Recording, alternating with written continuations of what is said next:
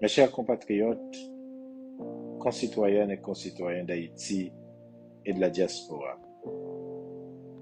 l'année 2021 aura été, pour nous tous et à de multiples égards, éprouvante, rude et très difficile. Elle aura malheureusement contribué à exacerber encore plus les problèmes les plus profonds que connaît notre cher Haïti. 2021 aura vu une escalade folle de violence, fratricide et de haine. Cette escalade aura endeuillé de nombreuses familles, avec, à son paroxysme, l'assassinat du président Jovenel Moïse dans la nuit du 6 au 7 juillet 2021.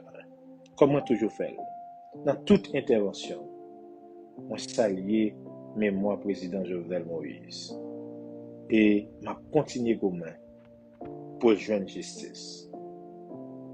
Cette année 2021 aura également été le théâtre de catastrophes naturelles et humaines qui ont endeuillé les familles haïtiennes.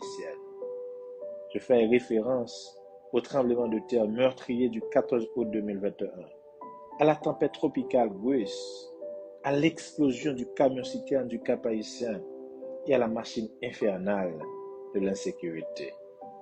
Je salue mémoire toutes victimes et m'envoie condoléances à les familles. Tout drame ça yo, t'es capable d'arriver. Et c'est le moment pour nous réfléchir pour empêcher frère accès nous yo mourir dans conditions qui graves et inacceptables. Néanmoins, cette terrible et sanglante année 2021 nous aura paradoxalement permis de retrouver, pour beaucoup d'entre nous, les parties les plus nobles de notre âme d'Haïtien. Elle aura été la scène d'une solidarité franche et inconditionnelle au lendemain des catastrophes. Elle aura été l'occasion de revivre les belles heures de l'unité haïtienne toutes les fois où le pays aura été meurtri dans sa chair, dans son sang, dans son âme et dans sa dignité. J'ai eu le privilège d'être témoin de l'élan national de nos compatriotes pour défendre l'honneur de la patrie à chaque fois qu'elle a été menacée.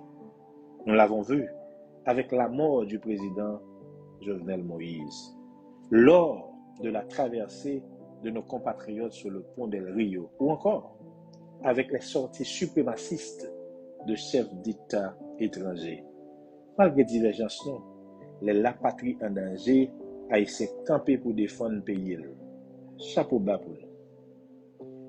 2021 aura contribué à toucher les consciences et ouvrir les yeux. Ouvrir les yeux sur la seule nécessité de l'heure. Sortir de la situation de crise permanente et prendre la route d'un développement qui ne peut plus n'être qu'un rêve. L'année 2021 aura permis de faire sauter de multiples verrous, de multiples tabous, de briser les chaînes de la soumission, de la passivité, de l'indifférence. Mes chers concitoyennes et concitoyens, mes sœurs, mes frères, mes souhaits pour vous et vos familles pour cette nouvelle année sont des souhaits de santé, de paix, de prospérité, d'amour, de partage et de progrès. Mes souhaits pour vous sont également des vœux d'unité, de prise de conscience, d'engagement, d'abnégation, de don de soi.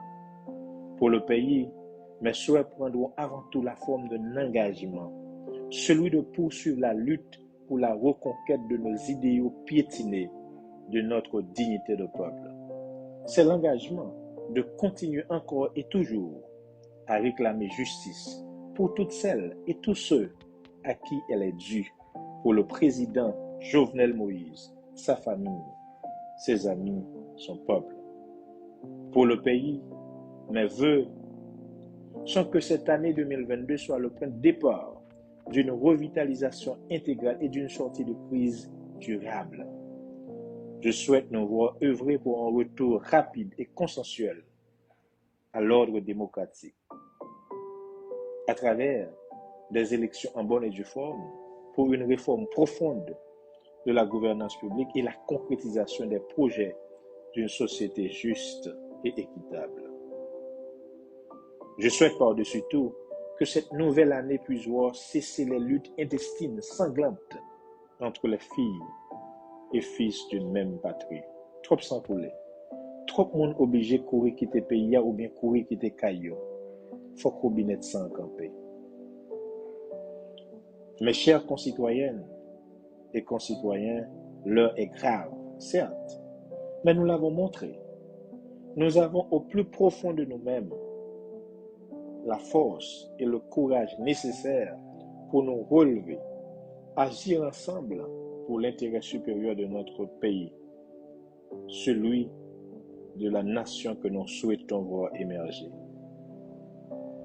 Mon appel pour cette nouvelle année pleine de défis qui s'annoncent est un appel à l'unité et à la réconciliation nationale, au sens des sacrifices nécessaires et inévitables, à la solidarité nationale et internationale, au dialogue sincère et constructif.